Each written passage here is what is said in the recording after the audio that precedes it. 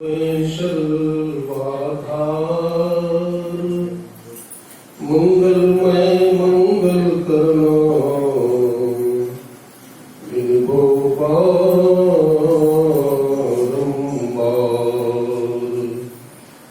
धन्य धन्य सद्गुरु सुखदा महिमा कही न जाय। जो कुछ कहूँ तुम्हारी कृपा मोती कछु न बसाय। सात समत की मसी करो लेखन सब बन राय। धरती सब कागज करो गुरु गुरु लिखा न जाय। अब गुण मेरे बाप जी बख्शो गरीब निवाज। जो मैं पूत कपूत हूँ तबो पिता को लाज। बोलिए प्रेम से श्री सद्गुरु महाराज की, श्री सद्गुरु महाराज की, श्री सद्गुरु महाराज की।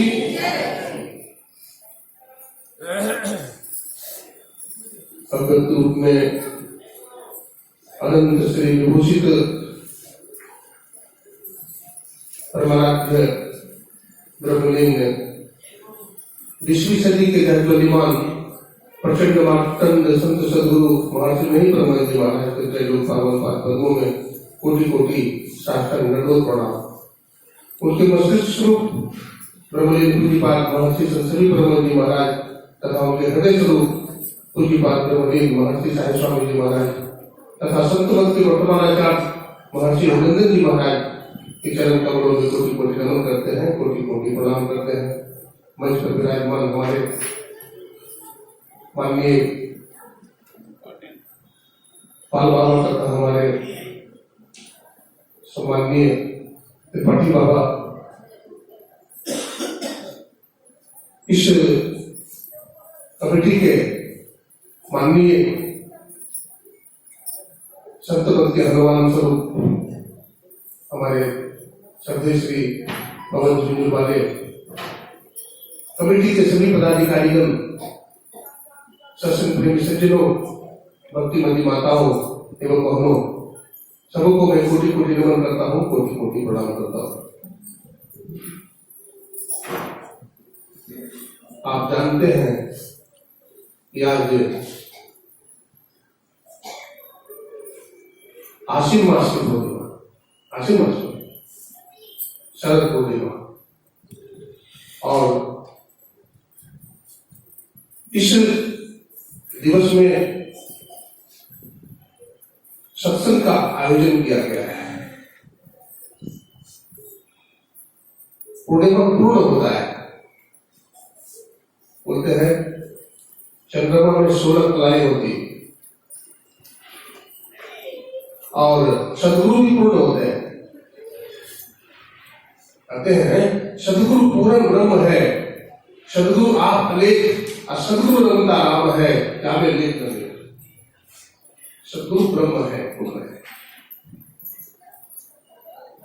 और इसलिए सदगुरु की पूजा पूर्णमासी के महीने में होती है, गुरु पूर्णिमा के दिन होती है। हमारा देश भारतवर्ष संतों, ऋषियों, मुनियों, योगियों का देश रहा है। भारत का आकाश कभी संतों से खाली नहीं रहा है। सुनने में आता है इटली की प्रसिद्धि अमल के लिए है, कैलिफोर्निया की प्रसिद्धि उसकी टेक्नोलॉजी के लिए है, और अमेरिका की प्रसिद्धि दौलत के लिए है, लेकिन भारत की प्रसिद्धि संत सद्गुरु से है। आग लगी आकाश में, चू चू के आकार संत होते जगत में उतर जाता संता।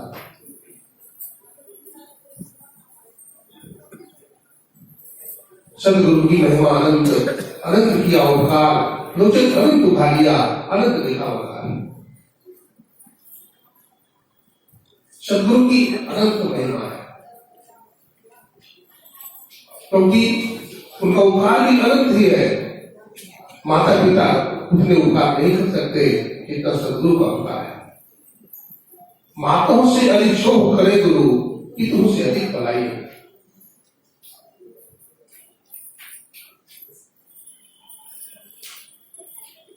सदगुरु की बड़ी महिमा है। अभी सुन रहे थे उपनिषद में, दुर्लभो विषय त्यागो, दुर्लभम तत्व दर्शनम, दुर्लभ सहजावस्था, सदगुरु करुणाम।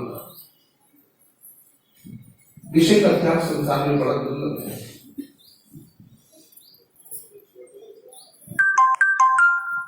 दुर्लभ हो विषय त्याग हो, और तत्व का दर्शन हो जाए, तत्व ज्ञान हो जाए, ये भी कठिन है। हमें समाधि लग जाए, ये भी कठिन है। लेकिन अगर सदगुरु की कृपा हो जाए तो सब कुछ संभव है। मुखम करोति वाचालम पंगुम लंघते गिरिम, यत् कृपा करो वंदे परमानंद माधव। गुरु की कृपा से सब कुछ संभव हो जाता है। एक कवि ने लिखा, आर कर है पार से और पार कर है आर, और यही पकड़ के बैठ जा, यही आर हो पार। कहीं पकड़ने की जरूरत नहीं। इस पार वाले बोलते उस पार, उस पार वाले बोलते इस पार। कहते सदगुरु का चरण पकड़ के बैठ जाओ, यही आर भी है और यही पार भी है।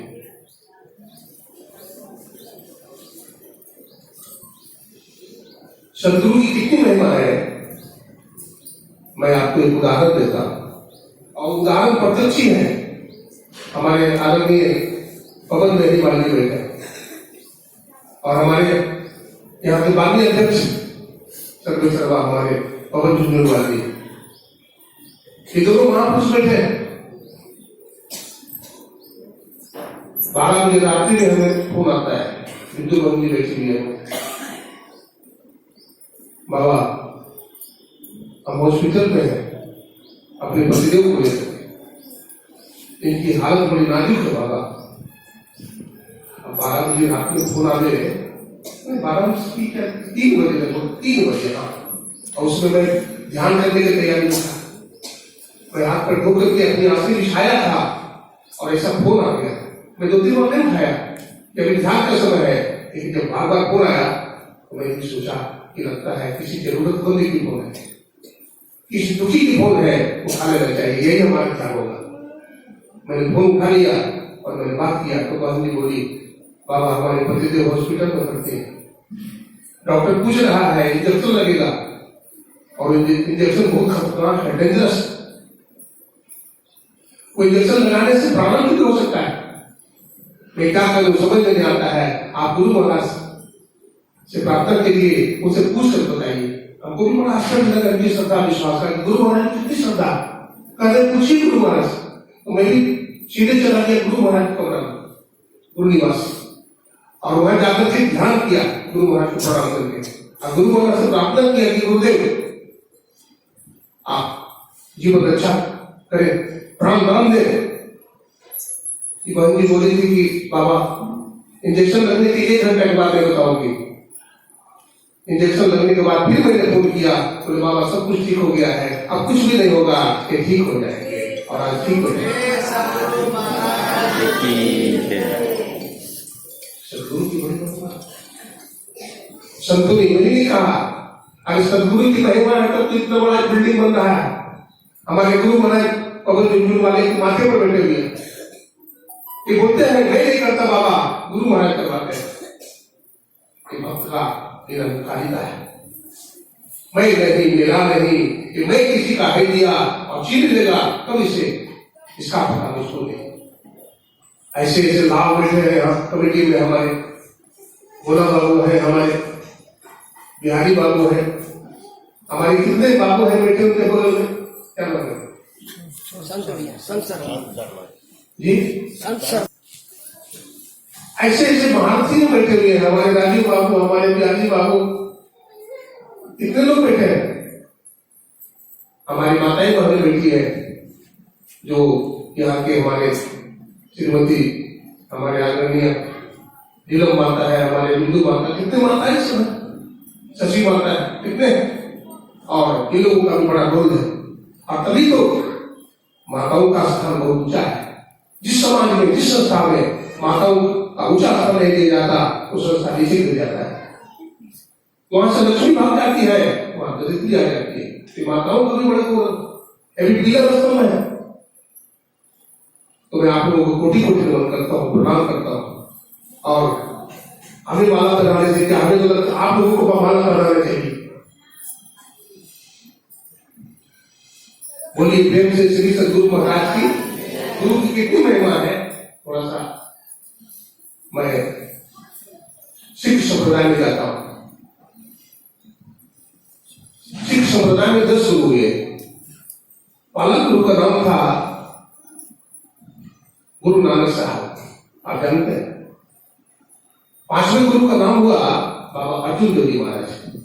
मैं 5वें गुरु की कथा सुना रहा हूं। 5वें गुरु थे बाबा अर्जुन देव जी महाराज। बाबा अर्जुन देव जी महाराज अमृतसर में रहते थे। गुरु की बड़ी सेवा की उन्होंने, इतनी सेवा की गुरु की, उसका वर्णन नहीं किया जा सकता। जो सेवा करता है उसको मेवा मिलता है। बिना सेवा का कुछ नहीं मिलता, कुछ नहीं ज्ञान तो सेवा का। गुरु नानक साहब ने अपने भक्तों को सेवा करने के लिए कहा। आप गुरुद्वारा में चले जाइए तो बड़े बड़े सेठ लोग इकट्ठे होते हैं, झाड़ू लगाते हैं। मैं एक बार गया वहां पटना साहब गुरुद्वारा में, तो हमारे जूता फटा हुआ था, जूता। जब मैं गुरुद्वारा से मत्था टेक करके आता हूँ, प्रणाम करके आता हूँ, तो अपना जूता पहनना चाहता हूँ तो देखता हूँ कि हमारा जूता बिल्कुल एकदम नया है, पॉलिश किया हुआ है, आप पहचान नहीं आता। मैंने कीपर से पूछा, भैया हमारा जूता ये नहीं है, नहीं रखा था। तो बोला बाबा आप ही का जूता है। बाबा सरदार लोग अपनी पगड़ी से जूता को साफ करके पॉलिश करते हैं। मैंने प्रणाम किया, बड़े धन्य महाराज। उसी तरह से हमारे आदरणीय मोहन बाबू, हमारे कमेटी के सारे लोग, देखिए जितना विकास है देख रहा हूं अपने आप से, प्रत्यक्ष बात, इतना विकास मैंने आज तक कभी नहीं देखा। आप लोगों ने ऐसे अध्यक्ष को बनाकर बहुत उत्तम कार्य किया। मैं गुरु नानक साहब की बात कर रहा था। अमृतसर में रहते थे बाबा अर्जुन देव जी महाराज। वहां के भक्त लोग अपने घर में सत्संग कराने का अनुमति मांगते थे और भोजन कराने का भी। किसी ने कहा आज हमारे यहाँ, किसी ने कहा कल हमारे यहाँ। इस तरह से भीड़ लग गई। बाबा अर्जुन देव जी ने कहा देखो ऐसे नहीं होगा, मैं सत्य है एक दिन नहीं जाऊंगा। ऐसा करो, एक कागज पर सबका नाम लिख दो गुरु भक्तों का, जिनके यहाँ मैं सत्संग करूंगा, जिनके यहाँ ध्यान लगाऊंगा, उन्हीं का प्रसाद करूंगा। सबने राजी हो गए और निश्चय किया गया। सब लोग अपना अपना नाम लिखाए, तिथि लिखाए और बाबा अर्जुन देव जी महाराज संत मंडली के साथ वहां पहुंचते। उसमें से एक गरीब आदमी था, उसका नाम था सम्मन और मूसन। बड़ा गरीब, मजदूरी करता था। बतलाते हैं सम्मन मूसन ने भी गुरु अर्जुन देव जी महाराज को प्रणाम किया, बोला गुरुदेव हम भी सत्संग कराएंगे, हम भी भोजन कराएंगे संतों को। उन्होंने कहा ठीक है जी, इसका भी नाम लिखो। उसका भी नाम लिख दिया गया। अब प्रसन्न होकर के अपने घर चला गया। उनकी धर्मपत्नी पूछती आज बहुत प्रसन्न नजर आते हो, क्या बात है? कहा कि हमारे गुरु महाराज हमारे घर में सत्संग करेंगे और प्रसाद भी पाएंगे, भोजन करेंगे संत मंडली के साथ। कि नाचने लगा, संबल भूषण नाचने लगा। तो कहा नाचते क्यों हो? एक कहावत है, घर में बूंदी बांधने और ड्योढ़ी पर नाच। पर घर में बूंदी बांध रहेंगे, क्या खाओगे? अब गुरु महाराज को निमंत्रण देके आगे बोला, अरे गुरु महाराज निश्चित थोड़े आएंगे, गुरु महाराज व्यवस्था लेके आएंगे, गुरु महाराज व्यवस्था लेके आएंगे। गुरु ऐसे नहीं आते हैं, व्यवस्था लेके आएंगे। अब बेचारा बड़ा प्रसन्न हुआ संबल भूषण, उनकी पत्नी भी प्रसन्न हुई और अपना मजदूरी के काम बेचारा करते थे। क्या होता है समझ आया। लेकिन जब समय एक सप्ताह का रह गया तो भूषण बीमार हो गया। जो पैसा कमा के रखा था मजदूरी के माध्यम से, सब पैसा खर्च हो गया। जब पैसा खर्च हो गया, अब गुरु महाराज आ रहे हैं, संत मंडली आ रही है, खर्च होगा तो पैसा नहीं, लेकिन फिर भी उदास नहीं है। फिर भी मन में बड़ी होप है, गुरु महाराज जाएंगे। गुरु में बड़ी श्रद्धा होनी चाहिए। स्वामी विवेकानंद जी महाराज ने कहा है कि गुरु का नाम सुनते ही सारे रोई खड़े हो जाए और आग से बरसात की तरह अश्रुपात होने लगे। गुरु गुरु नाम है क्या? गुरु को ऐसे नकली नहीं होते हैं, गुरु पक्के होते हैं और असली। क्या होता है जब वो इतनी श्रद्धा है, अब घर में पैसे नहीं है, अब समय आ गया, कल सत्संग होना है तो उनका रसोई आ गया, बाबा अटल बेदी महाराज का रसोई भंडारी, ताकि महाराज कल गुरु महाराज आएंगे, संत मंडली आएंगे, तो व्यवस्था आपको पहले से करना पड़ेगा। इसलिए आप लोग हमें शासन दे। मैं तैयारी करूंगा सुबह से आकर, लेकिन बेचारे लज्जित हो गए। उन्होंने कहा महाराज क्षमा करें, मैं सुबह में दे दूंगा आपको, काम तो सुबह से होगा ना, मैं सुबह में दे दूंगा। बोले ठीक है, समझदार था। एक दिन कही, दूजा ने मानी और नानक कहे, दोनों कर्म चाहिए। एक व्यक्ति कहे तो दूसरा को मानने जरूर की बात है तो मान लेना चाहिए। नहीं, नानक साहब कहते दोनों कर्म चाहिए, दोनों कर्म चाहिए। और क्या होता है, मान गए भंडारी, तो दिमाग से मान गए, ठीक है 12 में कल आए। और लेकिन आसन की व्यवस्था आप लोग करने लगे हो, गुरु महाराज आएंगे, अगर व्यवस्था नहीं करेंगे तो क्या होगा? अब वो एक नामी श्रेष्ठ थे साहूकार, उनके पास गए मांगने के लिए, महाराज हमें उधार कुछ सौदा दे दीजिए। उधार तो नहीं दूंगा महाराज, क्योंकि आपको घर भी नहीं है, आपको नौकरी चाकरी नहीं करते, मजदूरी करते हैं, इसलिए पैसा तो नहीं दूंगा। तो दूसरे साहूकार के पास गया, वही मना कर दिया, तीसरे के पास गया, वही मना किया। बाप बेटा ने विचार किया क्या करें। विचार यही हुआ कि कल विचार यही हुआ कि हम दोनों चलो डकैती कर देंगे। बाप बेटा दोनों डकैती करने चला गया और विचार किया कि देखो पैसा तो देगा नहीं और चोरी करेंगे नहीं। गुरु बाबू चोरी कैसे करेगा? तो चोरी तो करूंगा नहीं, मजदूरी करके पैसा चुका दूंगा, उतना ही सामान चोरी करूंगा जितना की जरूरत है। अगर पैसा नहीं हो सका तो सेठ के हाथ नौकरी करके चुका दूंगा, लेकिन ऐसे मौका में हमारा लाज बच जाए। बोलिए फिर से श्री सद्गुरु महाराज की। ऐसा ही हुआ। संबल भूषण गुरु, पुराने जमाना था ना, पुराना जमाना सेंध मारते थे, सेंध समझते होंगे, वो लोहे का होता है, उसको तोड़ दिया, ईटा तोड़ करके उसको घुस गया। अब घुस करके बेटा घुसा अंदर।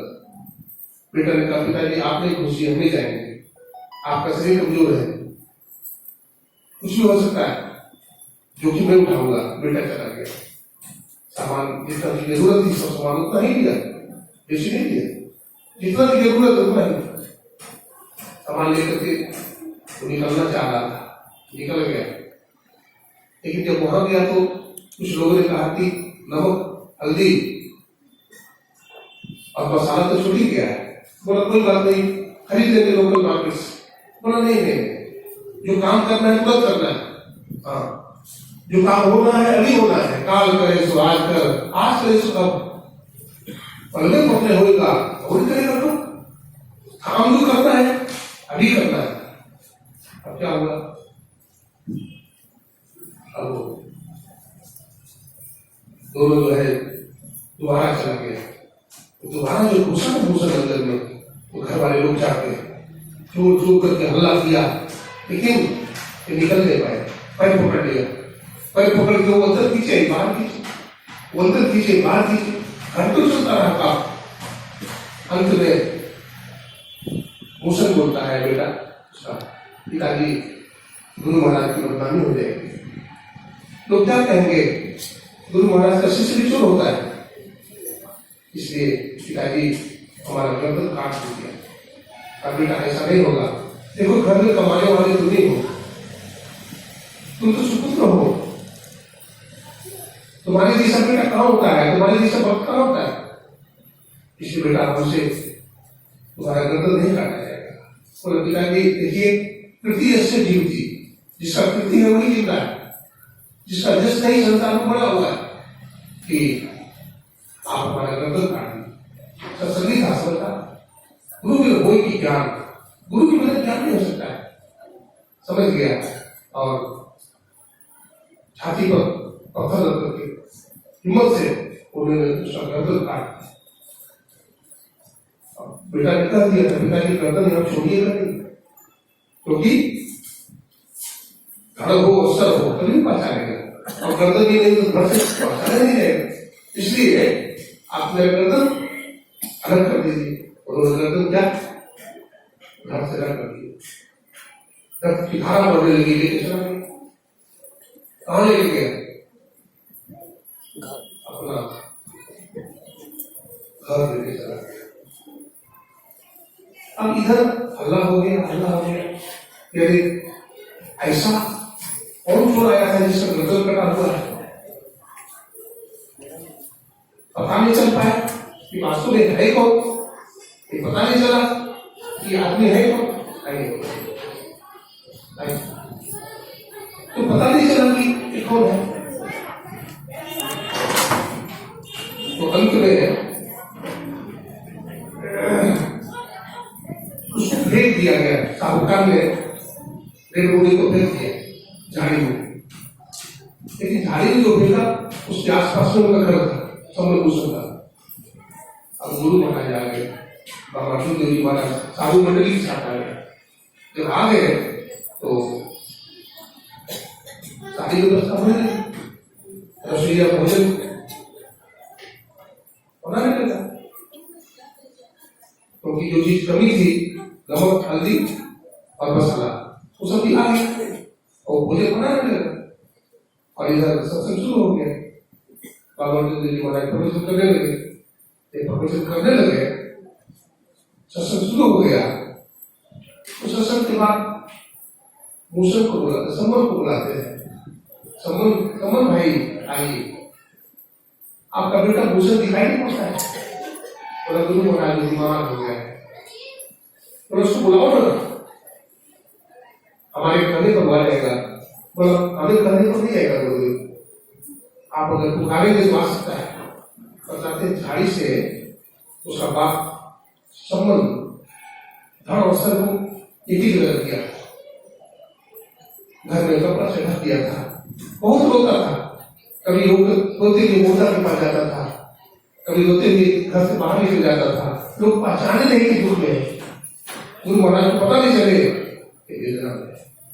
लेकिन कहा गया है घट की जाने सब गुरु कहाँ छिपावे अंध, गुरु को मानुष जानते सोन कही अंध, मानव की संसार में आगे सबके जो गुरु को नहीं समझता है वो जम का भूंगा उसमें तैयार है। गुरु साक्षात ईश्वर है, परमात्मा है, और परमात्मा से भी बड़े हैं।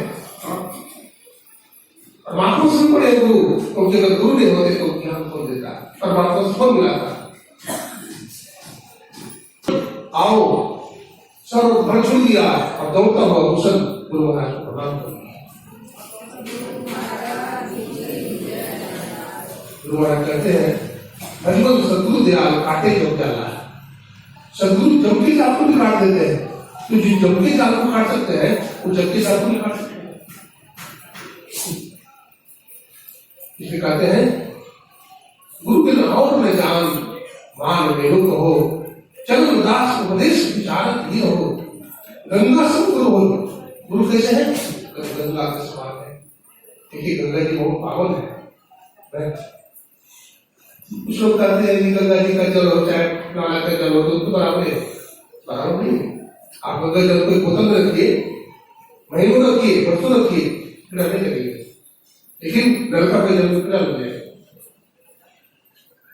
गंगा पापम शशि तापम दैन्यम करो हरे, पापम तापम तथा दैन्यम सत्य साधुष मानो। गंगा पाप को हरती है और चंद्रमा ताप को हरता है, और कल्पवृक्ष गरीब का हरण करती है, लेकिन संत और गुरु पाप ताप और गरीबी तीनों का हरण नहीं कर सकते। इसमें गुरु की बड़ी महिमा है।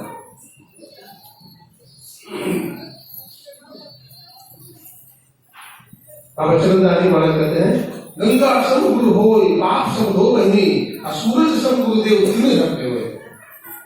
गुरु ही को धरो ध्यान, नाम गुरु को जपो, आपा दीजिए भेंट पूर्ण गुरु की थको।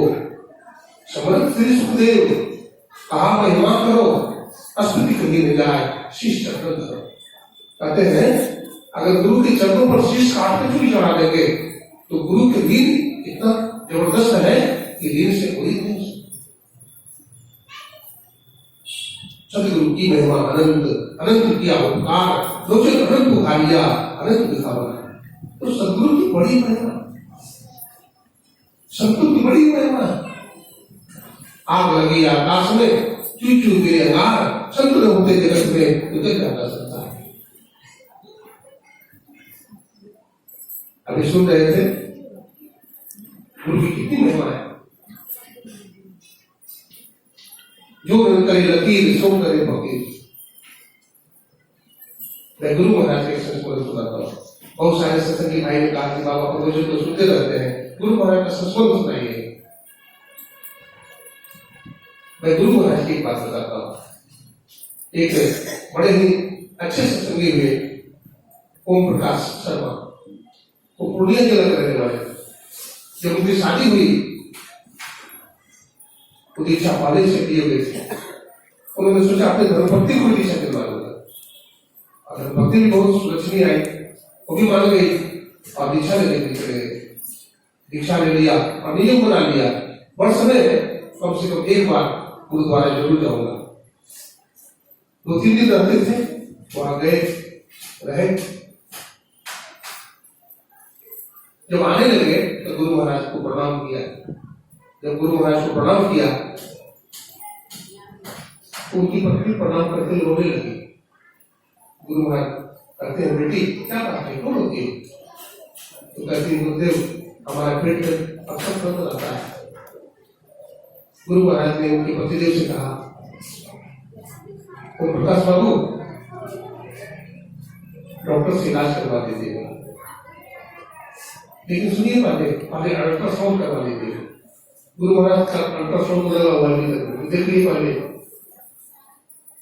डॉक्टर ने अल्ट्रासाउंड लिया, रिपोर्ट आई और डॉक्टर ने कहा कि पेट में बहुत बड़ा फोड़ा हो गया है, अब थोड़ा कैंसर का रूप ले लिया है, अब फोर्थ स्टेज में चला गया।